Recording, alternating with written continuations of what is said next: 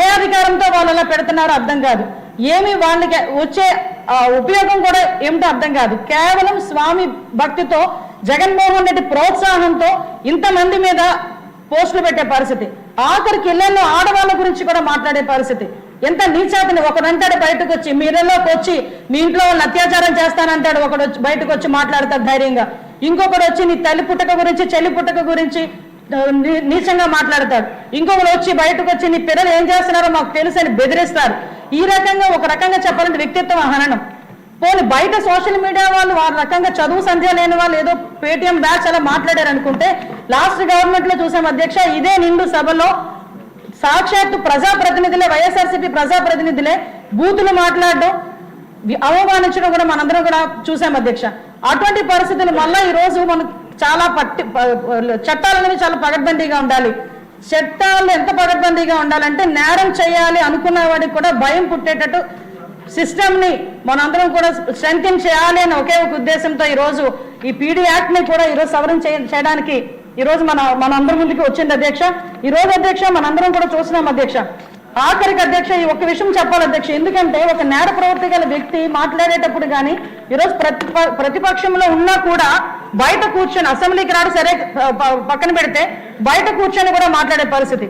వీళ్ళకి ఏంటంటే అధ్యక్ష, అవినాష్ రెడ్డి వీళ్ళు అందరూ కూడా వివేకానంద రెడ్డి గారు చనిపోయిన తర్వాత గుండెపోటు ఆ డ్రామా అందరికీ ప్రజలందరికీ తెలిసింది అధ్యక్ష. వీళ్ళు ఎప్పటికెప్పుడు దీన్ని అప్లికబుల్ చేస్తున్నారు అధ్యక్ష. ఎందుకంటే వర రవీంద్రారెడ్డి అనే వ్యక్తిని అతను సోషల్ మీడియాకి మోస్ట్ వాంటెడ్ క్రిమినల్ అంటాడు అధ్యక్ష. అతని గాడిని అరెస్ట్ చేస్తే నిన్న జగన్మోహన్ రెడ్డి బయటకు వచ్చి వాళ్ళ గురించి మాట్లాడే పరిస్థితి కనిపిస్తూ ఉంటేనే వాళ్ళు ఏ రకంగా వాళ్ళు ప్రోత్సహిస్తున్నారు అనే సంగతి తెలుస్తుంది అధ్యక్ష. మన ఎలక్షన్ అయిపోయిన తర్వాత ఎన్డీఏ గవర్నమెంట్ వచ్చిన తర్వాత ఇదే వర్రా రవీంద్రారెడ్డి హ్యాండిల్ నుంచి వీరే పోస్టులు పెట్టి ఎవరో వైజాగ్ లో ఒక అమాయకుడిని బలి చేసిన పరిస్థితిని కూడా ఈ రోజు మీ దృష్టిలో పెడుతున్నాను అధ్యక్ష. ఎందుకంటే క్రైమ్ ని ఇంత దారుణంగా తీసుకొచ్చారు. ఇకపోతే సైబర్ క్రైమ్స్ విషయం గురించి వస్తే, మన అకౌంట్ లో డబ్బులు ఉంటే రేపు ఉదయం ఉంటాయో ఉండవు కూడా తెలియని పరిస్థితుల్లోని సైబర్ క్రైమ్ కూడా అంత ఎక్కువగా ఉండడం వల్ల రీసెంట్ గానే గౌరవ ముఖ్యమంత్రి గారు సైబర్ క్రైమ్ విషయంలో కూడా ఇంతకు ముందు ఒక 3 పోలీస్ స్టేషన్స్ ఉంటే ఈ రోజు ప్రతి జిల్లాకి కూడా ఒక సైబర్ క్రైమ్ పోలీస్ స్టేషన్ ని ఏర్పాటు చేయాలని చెప్పి ప్రతిపాదన చేయడం కూడా జరిగింది అధ్యక్ష.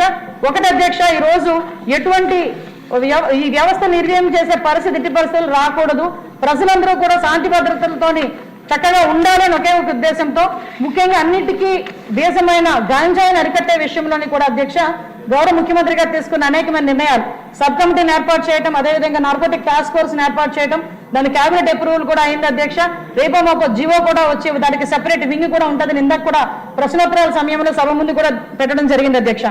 ఈ రకంగా అధ్యక్ష ఈ రోజు అనేకమైన చట్టాల్లోని ముఖ్యంగా సోషల్ మీడియా చట్టాలే కాదు, సైబర్ క్రైమ్ విషయంలోనే కాదు, వైట్ కాలర్ అఫెన్సెస్ లో కానీ, భూ ఆక్రమణల విషయంలో కానీ, నకిలీ విత్తనాల విషయంలోని కానీ, నకిలీ ఆహార పదార్థాలు తయారు చేసే విషయాల్లో కానీ, బియ్యం దొంగ రవాణా చేసే